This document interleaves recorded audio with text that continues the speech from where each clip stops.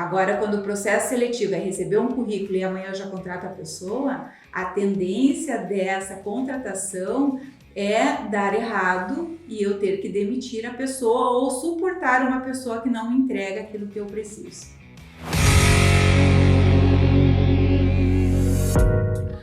Olá, estamos começando mais um Tchaicast, podcast oficial do líder, do empreendedor, do gestor, do empresário que quer se desenvolver, quer alavancar os seus negócios, quer ter crescimento. E para isso nós estamos aqui com a nossa convidada de sempre, que faz parte desse podcast, e a CEO do Grupo Tchai, Denise Zacruz. Seja bem-vinda, é uma alegria a gente se encontrar de novo. Nossa, é uma alegria, André, estar aqui contigo e com o nosso público, compartilhando muito conhecimento, muito conteúdo para agregar valor para os líderes que estão atuando hoje no mercado. E o pessoal pode nos acompanhar em todas as plataformas de streaming, né? Google Podcast, Apple Podcast, Spotify, Deezer, e em vídeo também no nosso canal do YouTube, no canal da Denise no YouTube, e também na página no Facebook. Enfim, todas as plataformas você pode acompanhar o Tchaicast, que é essa viagem mais profunda, né, de conteúdo, onde a gente senta toda semana e aborda um tema específico voltado para a liderança, para contribuir com os líderes, com os gestores, com os empresários.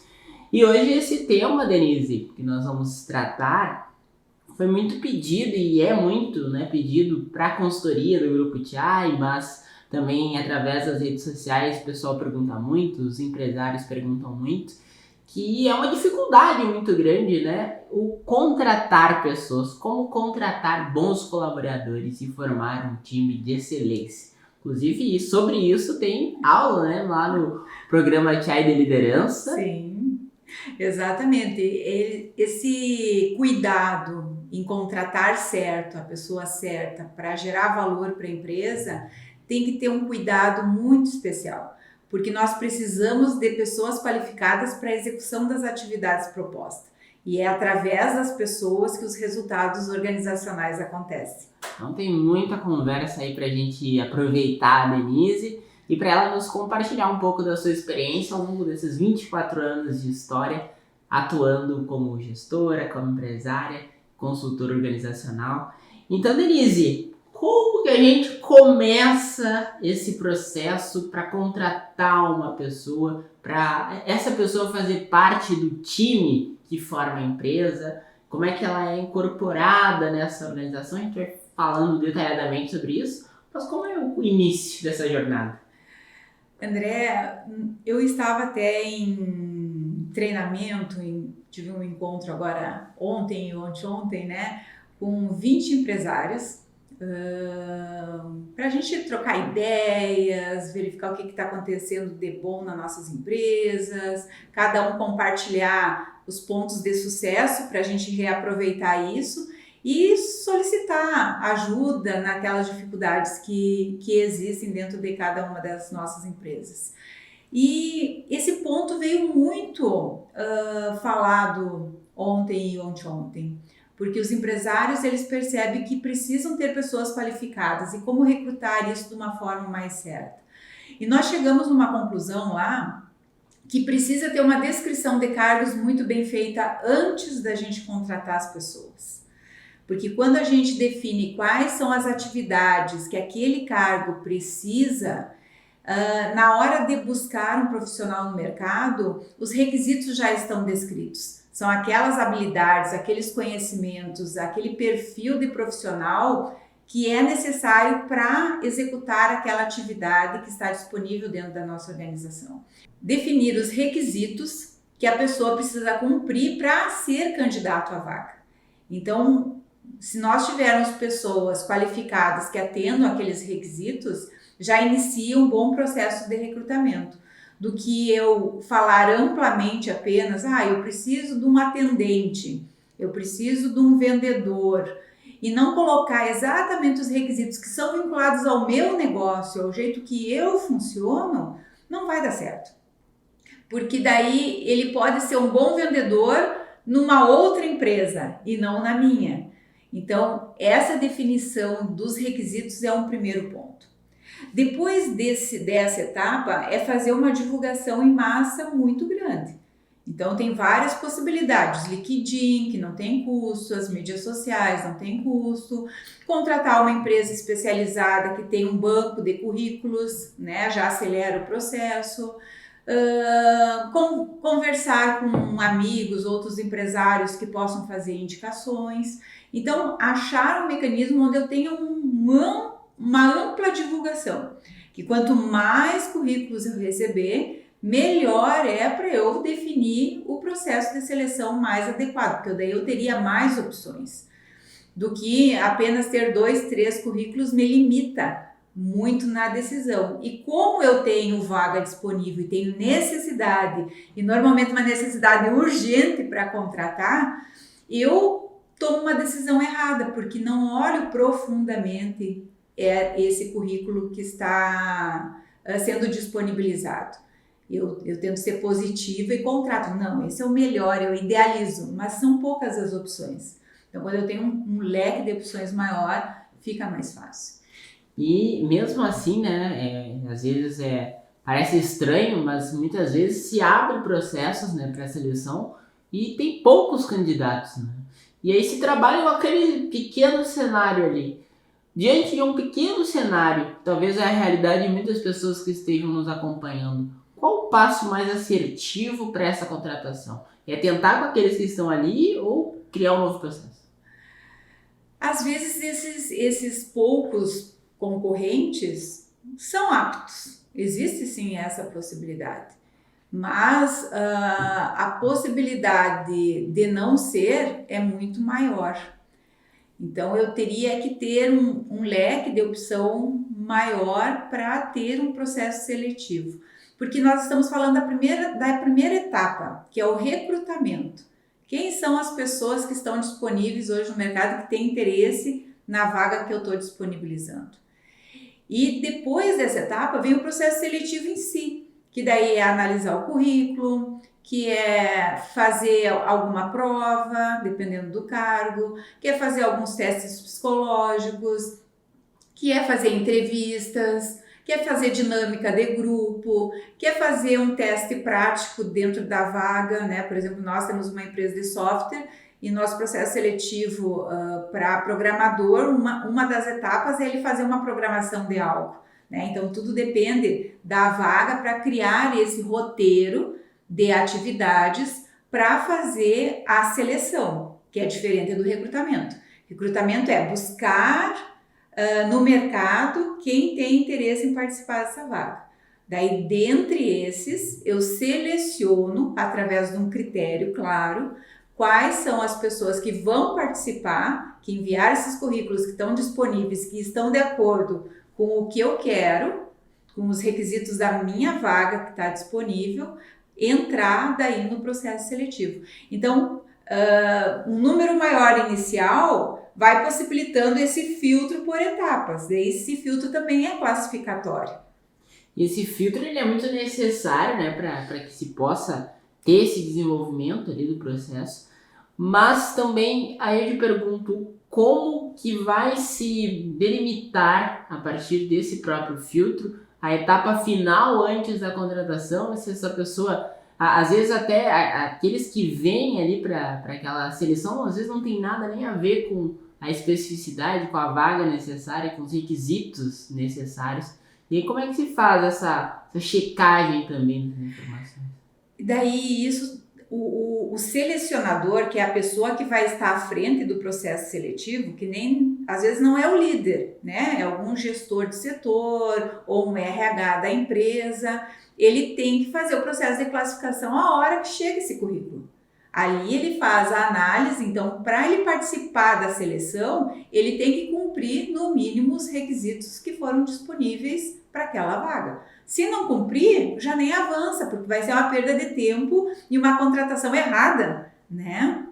E às vezes, André, a gente até recebe alguns currículos que são muito interessantes para uma outra vaga que não está aberta e que a gente pode aproveitar daí aquele profissional que preenche os requisitos de uma segunda vaga e já direcionar ele para um outro processo seletivo.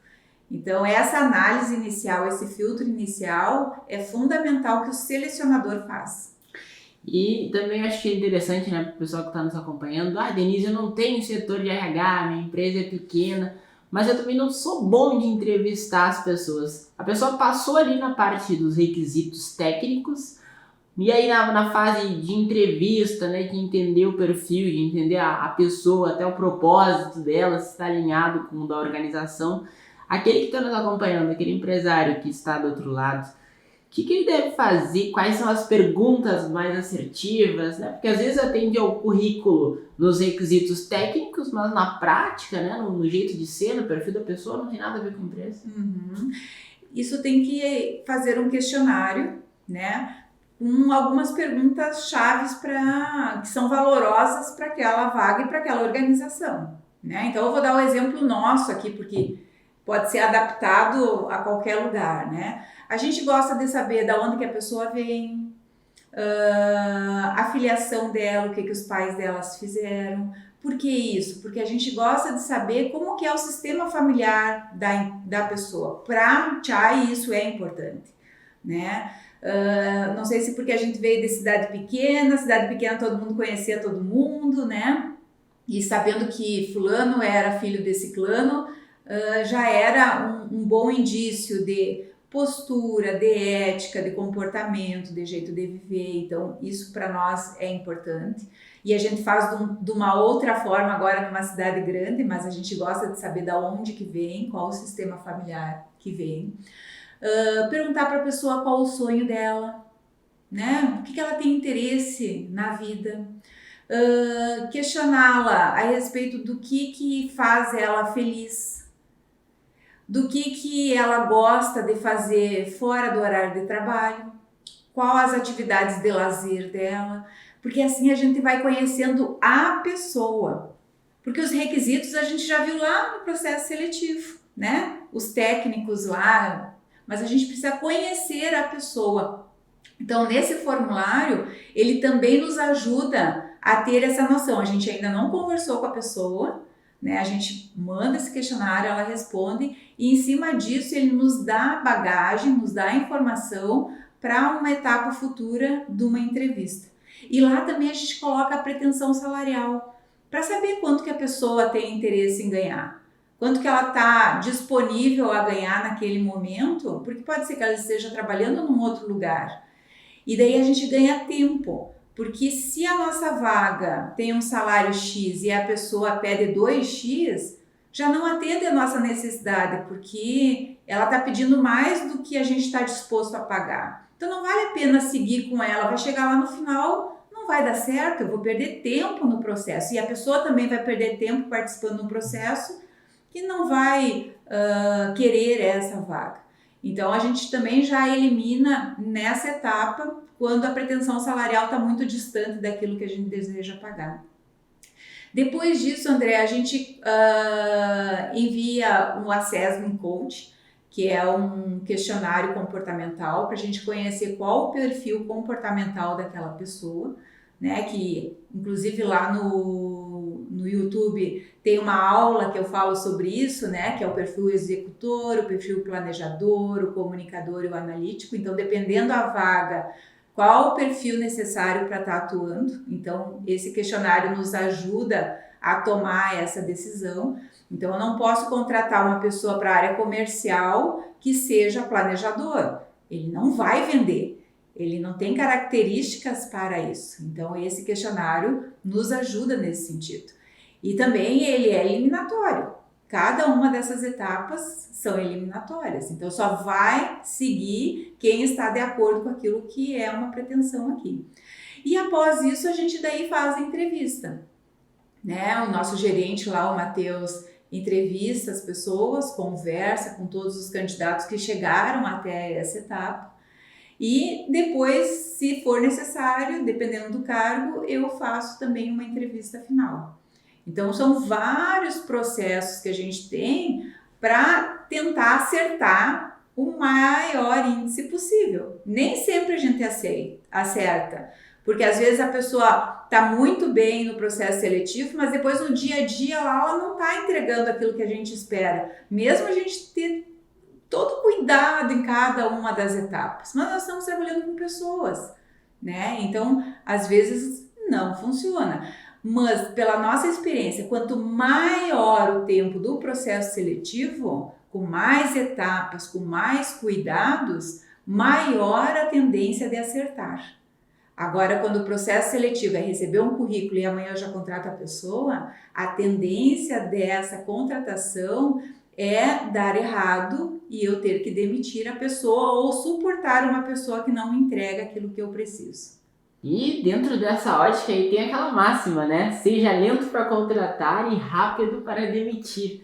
Mas tu entende a importância então desses processos, né? Dessas etapas. E talvez quem esteja nos acompanhando muitas vezes não tinha essa percepção, né? Do que o Grupo Chai já realiza há muito tempo, né? E tu também tem uma experiência, né, nesse sentido de recrutamento, seleção. E tu tem uma história ligada a isso também. Sim, André, porque para nós, para nossas empresas, a gente faz processo seletivo, né? Nessas etapas que eu já expliquei antes. E para os clientes também a gente ajuda, né, a fazer processos seletivos. Vários clientes às vezes vão assumir uma empresa e não sabe se fica com aquela equipe ou não fica. Então a gente vai lá, conversa com todo mundo, faz todo o processo para definir quem são as pessoas que realmente vão ficar na organização. E além da demanda diária, né? Os clientes sempre pedem ajuda. Às vezes tem uma empresa de recrutamento local, né? Porque como a gente está em 20 estados, não tem um banco de currículos que possa atender todos, né? Então, na própria cidade, contrata uma empresa com um banco de currículos e a gente inicia o processo daí de seleção. E por isso que essa máxima dessa frase funciona, porque quanto mais tempo eu demoro na contratação, eu vou contratar a pessoa mais certa possível. Eu vou checar muito antes de fazer a contratação. E a demissão rápida às vezes, muitas pessoas não estão produzindo, não estão entregando aquilo que precisa, estão criando conflitos internos, estão gerando problemas de relacionamento e eu estou ali investindo naquelas pessoas tempo e dinheiro sem o resultado esperado. Então, existe sim a necessidade de dar ferramentas para a pessoa mudar de postura e seguir conosco, mas se caso isso não acontecer, já tem que demitir e criar um novo processo seletivo para aquela vaga que ficou disponível. E é muito importante também estar atento, né, às próprias demandas que o mercado oferece, né? A gente vive aqui num setor, por exemplo, da tecnologia, onde é muito volátil, é muito rápido. As pessoas saem e entram em outras empresas. E como que a empresa, né, que está nesse processo de contratação conosco, a gente já percebeu isso em alguns momentos, né? Que está tudo certo e aí na última hora a pessoa já conseguiu outra vaga e aí tem que iniciar todo um processo. E aí, fica com aquele ali que estava em segundo plano ou refaz esse processo novamente? Tudo depende, né? Porque às vezes eu tenho só uma vaga e existem 3 profissionais ali muito bons. Então, quando isso acontece, do primeiro colocado desistir, sim, eu contrato esse segundo, porque ele era uma boa opção. Mas não como, se ele não tiver qualificação, não, vou contratar porque eu não tenho outra opção. Aí não. Aí, com certeza, eu vou demitir ele logo e vou perder todo esse tempo de treinamento inicial, de repasse de informações. E isso demanda uma energia gigante para o empresário, né? Para a própria empresa, para a estrutura da empresa. Mas o mais legal que eu acho, assim, ó, que quando a empresa ela está num processo maduro, uma gestão qualificada, tendo resultados que ela demonstra para a sociedade, muitas pessoas querem trabalhar naquele lugar. Esse é o melhor cenário, porque daí a gente não está buscando profissionais, a gente entra lá no nosso site, tem um banco de currículos já cadastrado e várias pessoas querendo trabalhar dentro da empresa. Esse é o cenário ideal. Então, quando o gestor, o líder, busca qualificar a sua empresa, colocar ela em evidência no mercado, ter resultados fantásticos, agrega valor nesse processo seletivo. E daí ele pode ter um recrutamento permanente, né? Ele tem sempre gente ali disponível a hora que ele precisar abrir uma vaga. Então, é o cenário ideal aí para todos os empresários. É o nosso desejo de consumo. E aqui acontece muito, né? Toda hora chega nas nossas caixas postais, né? Nos sites. E isso também é uma coisa interessante, né? Essa dica aí. Ter no site um campo Trabalhe Conosco, né? Porque muitas vezes as pessoas conhecem a marca, conhecem a história da marca, entendem a representatividade dela, né? No nosso caso, em nível nacional. E acaba despertando o interesse das pessoas, e tendo esse banco próprio também facilita. Claro, porque daí as pessoas que estão ali são pessoas que estão interessadas já na vaga. Então, não vai iniciar o processo seletivo e lá no final a pessoa vai desistir. Até pode ocorrer, mas a tendência é bem menos, porque ela tem o desejo de trabalhar lá, né? Se a gente pegar grandes empresas, multinacionais, nossa, se abrir uma vaga lá é o sonho. Ou eu estou terminando faculdade, eu quero trabalhar na empresa X ou Y, porque eu acredito e a marca dela é muito forte, muito evidente. Então, ter esse processo seletivo permanente ajuda muito. E o Fale Conosco é uma possibilidade, o LinkedIn é uma possibilidade, porque deixar vagas abertas no LinkedIn da empresa também atrai currículos. A gente usa muito essa ferramenta e é gratuita, né? Vários currículos vieram do LinkedIn para o nosso processo seletivo. E são várias ferramentas, né, como tu falou, gratuitas, e que são fáceis, né, de serem utilizadas e conseguem ganhar um campo grande. Mas também entra uma questão da importância do empresário ter networking, né, com o meio, né, e tu compartilha bastante, tu participa de vários grupos de empresários e já várias pessoas vêm através dessa rede mesmo que se cria. Claro, quanto mais relacionamento em nível de liderança a gente tem, a troca é mais garantida, vamos dizer assim. Porque se um empresário, amigo meu, me faz uma indicação de um profissional, nossa, é tudo que eu quero, porque ele já sabe como eu funciono, já sabe quais as necessidades da minha empresa, então vai encaixar mais perfeitamente. E quando a gente fala num cargo de linha de gerência, ele não é um cargo qualquer, ele é um cargo que a gente tem que ter muita confiança nessa pessoa, tem que ter um relacionamento, a pessoa tem que ter já uma cultura muito parecida com a nossa, um pensar muito parecido. Não na atividade específica, porque daí cada lugar é um lugar, mas alinhado aos valores, né, organizacionais, ao jeito de viver, aquilo que acredita. Então isso agrega valor, e quando a gente troca isso com um empresário amigo, né, fazendo esse networking, a hora que aparece uma pessoa no mercado disponível, ele vai lembrar, nossa, a Denise está precisando de alguém com esse perfil, já vou indicar. E daí o WhatsApp funciona uma beleza para isso, né? E sou muito grata a todos esses amigos empresários que fazem esse processo para ajudar a nossa empresa. E como tu te dissesse antes, a gente está em 20 estados, a gente tem muito cliente por aí. Então também a gente, quando vê um candidato que pode atender a necessidade de um cliente num determinado lugar, a gente faz o processo de indicação. E daí diz assim, nossa, aquela pessoa é ideal para trabalhar contigo.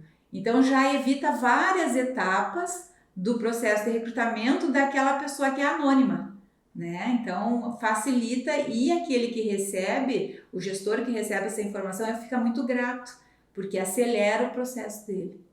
E o nosso tema é como contratar bons funcionários. Mas aí também vem a questão, né?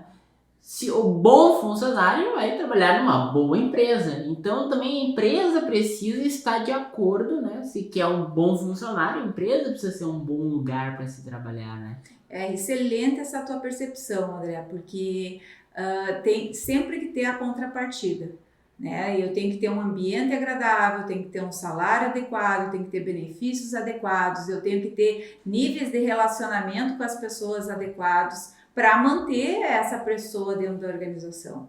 Já falamos nisso em várias aulas que estão lá no YouTube, que o propósito da existência da organização só acontece através das pessoas. Então, eu preciso cuidar dessas pessoas como seres humanos. Quais são as necessidades individuais de cada um e que são diferentes de uma pessoa para outra, né? Se eu converso contigo, as tuas necessidades são diferentes do teu colega aqui de trabalho. Então, eu tenho que tratar cada um na sua essência, para manter um valor agregado dentro da organização, tanto para a organização quanto para o colaborador que está dentro dela. E isso é fantástico, né? Esse olhar para o colaborador, né? Porque aí os resultados acontecem, porque é compartilhado, né? Todo compartilhamento ele é importante e principalmente dentro da empresa.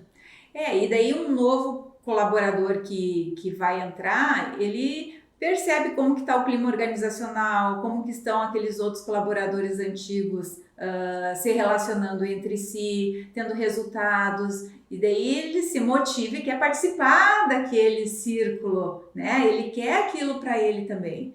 Agora ele chega numa organização, tá todo mundo brigando, todo mundo insatisfeito, todo mundo reclamando, existe um afastamento natural. Eu estou ali porque eu preciso daquele salário naquele momento para pagar as minhas contas, mas não é um lugar que eu queira ficar por muito tempo. Então, às vezes a pessoa fica porque não tem opção, mas ela não se envolve, ela não se compromete, não vai gerar o resultado que a organização precisa.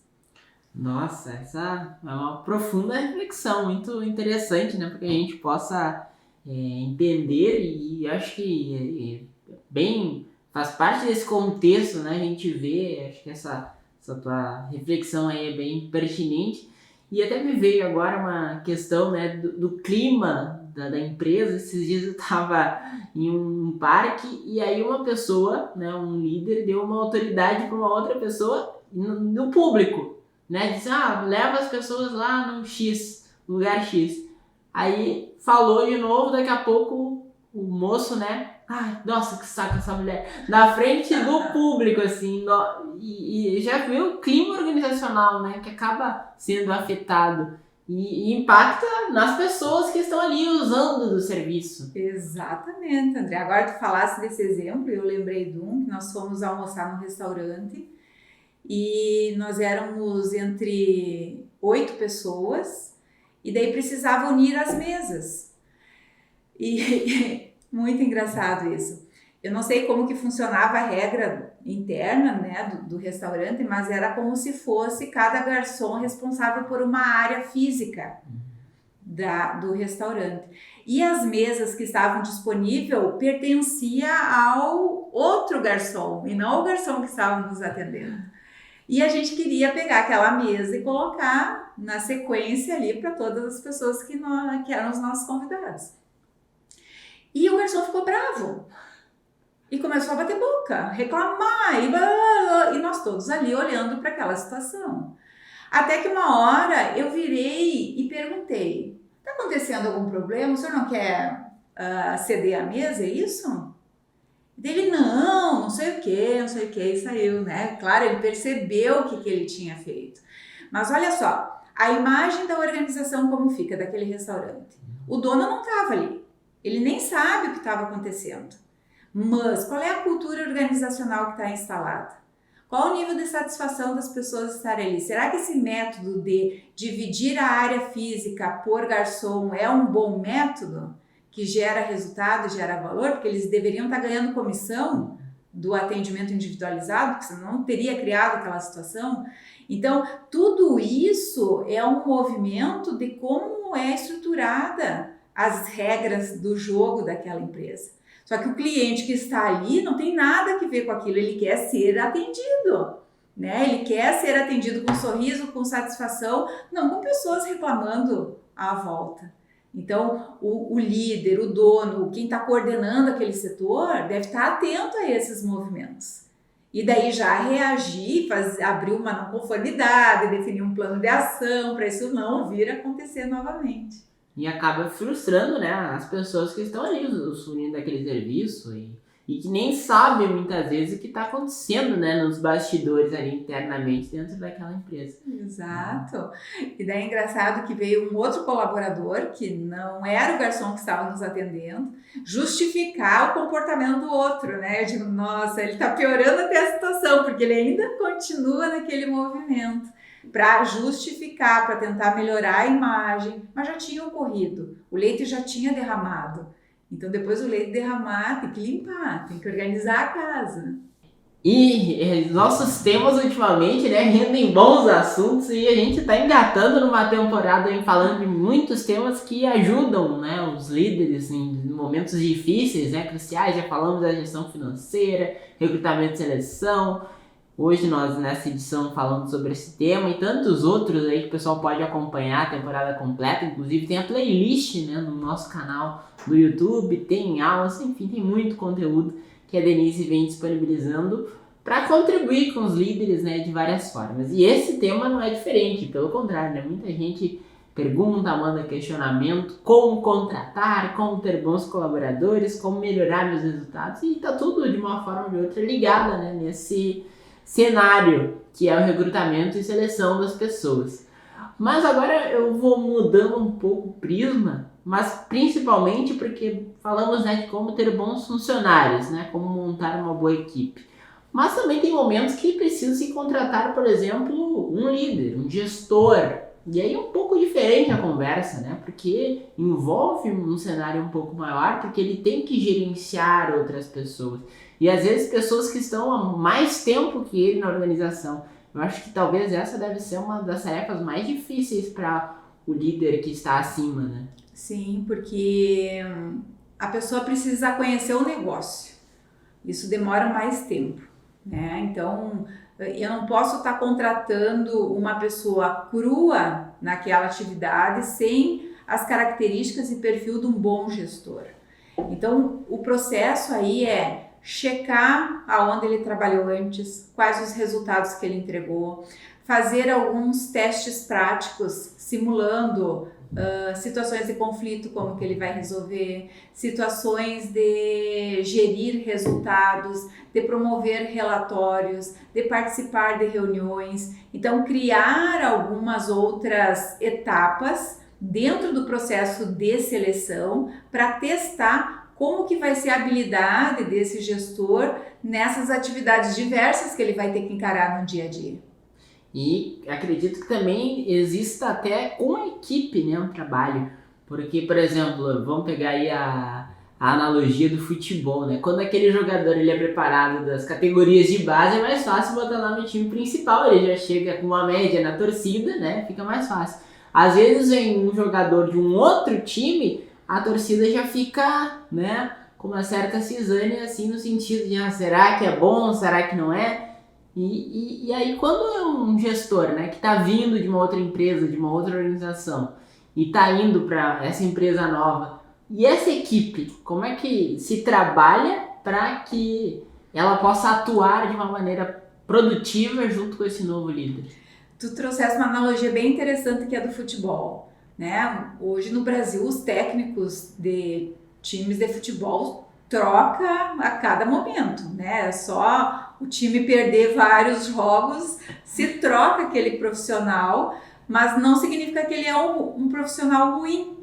Tanto é que outro time contrata ele e às vezes ele tem resultados excelentes. Tudo é uma questão de como está a cultura organizacional da empresa, como que ela lida com as adversidades e como que ela integra essas pessoas. Porque vamos pegar aí o Grêmio, né, que é o meu time.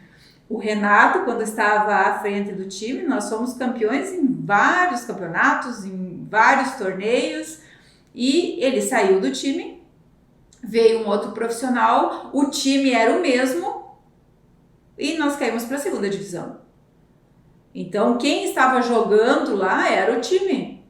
Mas se tiver um bom líder que entende o movimento daquelas pessoas, ele consegue extrair o melhor de cada um, que gera o resultado positivo e ganha campeonato. Agora, entrou um novo técnico que era excelente, que já tinha várias vitórias em vários lugares, não tirou o melhor de cada um. O time caiu para a segunda divisão. Então, quem faz acontecer são as pessoas. Então, o líder que entrar, ele tem que ver qual é aquela equipe, qual o cenário daquela empresa e o que ele pode tirar de melhor de cada um. É muito aprendizado para nossa aula de hoje, para esse encontro, né, que nós estamos tendo aqui no nosso Checkcast, inclusive um encontro semanal para você que está nos acompanhando aí pela primeira vez, né? A gente está sempre produzindo aqui novos episódios e tem muito conteúdo nos nossos canais, né? Então sempre pode acompanhar, tem várias dicas, vários insights que a Denise compartilha para o líder, para o gestor, para o empresário, para que você possa ser auxiliado, né, no momento de dificuldade e dúvida na gestão da sua organização, da sua empresa. E Denise, vamos então agradecendo, já quase chegando ao fim do nosso encontro, mas eu gostaria que tu trouxesse um resumo final para contratar pessoas, né? Para ter um time de excelência, para reter talentos, inclusive, né? Já falei, mas vou me repetir aqui porque no nosso curso, né? Um programa que é de liderança, não é só um curso, mas é um programa, uma formação de líderes.